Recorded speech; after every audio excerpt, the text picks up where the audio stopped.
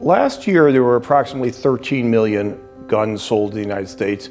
Of that, 5.4 million went to first-time gun buyers. And the year before, 2020, there were approximately 24 million guns sold in the United States, of which 8.4 million went to first-time gun buyers.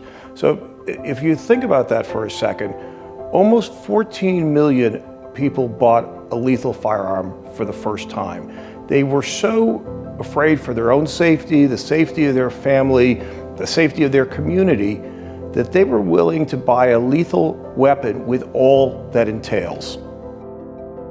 So this rise can be attributed partially to some of the things that are going on in the country, but more so on a more visceral level. We're seeing, the fear of victimization throughout the U.S. increase, and this fear is driving this need to protect oneself. So the fear drives the need to protect oneself, that drives them to buy firearms, that introduces more firearms into the ecosystem, into the market, which increases firearm deaths and fatalities. And so it's this kind of self-devolving cycle that's really kind of got us where we're at currently.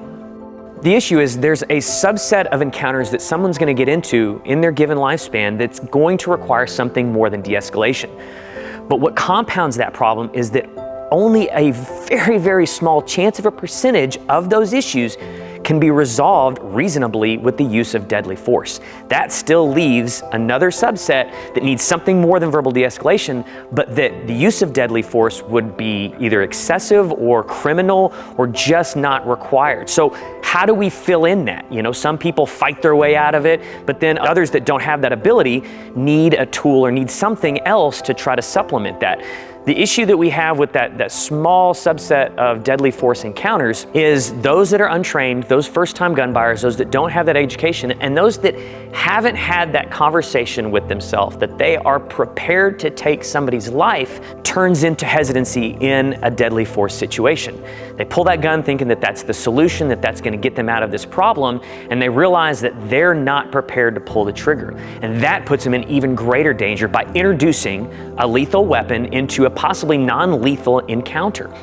For most Americans, they have the option of pepper spray or a baseball bat or frankly a lethal firearm.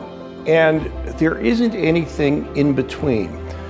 Technology has changed sufficiently in the last 10 years that there are now weapons that can effectively stop an assailant at standoff distances of up to 60 feet without the need to use lethal force. And that's really what we're trying to do. So it's important to use technology to bridge that gap between pepper spray or a baseball bat and a lethal firearm, to give people the ability to protect themselves using technology. People ask all the time, what differentiates Byrna from other non-lethal options? And the most important thing that differentiates Byrna is standoff distance. Distance equals safety. Most of the options available today all involve close quarter combat. These are weapons that are effective only at 5 or 10 feet. And by that time, the situation has gotten way out of control. We wanted something that was effective at distances up to 60 feet, that had multiple shot capability, so that you could stop an assailant before the situation escalated out of control. So the Byrna SD is a handheld pneumatic 68 caliber launcher. So it utilizes an 8-gram CO2 cartridge. The 8-gram CO2 cartridge sits in the housing right underneath the barrel. The great thing about the SD that kind of differentiates it from a lot of other options out there is once you screw in that 8-gram cartridge, it actually doesn't pierce the cartridge. So now your weapon can sit in a ready state almost indefinitely. You load your 68 caliber rounds into the magazine goes into the weapon, and that's it. It's literally set up and can sit wherever it needs to sit, whether on a shelf, in a cabinet, on a belt, in a bag, in a holster, in a car, wherever it needs to, like I said, almost indefinitely. And all you need to do to activate it when you need it is you draw it, you switch from safe to fire, you pull the trigger. That first trigger pull is going to simultaneously pierce the CO2 cartridge and send that first round. So because the Byrna SD and Byrna line of launchers can be used in so many different situations, now someone doesn't have to wait for that, that perfect scenario where all the stars have to align in order for deadly force to be reasonable. they can engage sooner and engage understanding that there's not the ramifications on the back end. So there's less hesitancy and therefore more confidence in using it. Plus, just using it itself is a lot more confident. Using it's very easy, there's no recoil, there's no loud report, and so actually shooting it itself is so much easier. People understand that, and so they're not so hesitant to just pull the trigger thinking that there's going to be this loud bang and recoil. When we formed Byrna, our goal was to save lives. And we want to save lives, of course, in all different types of situations: a home invasion, a carjacking, a mugging.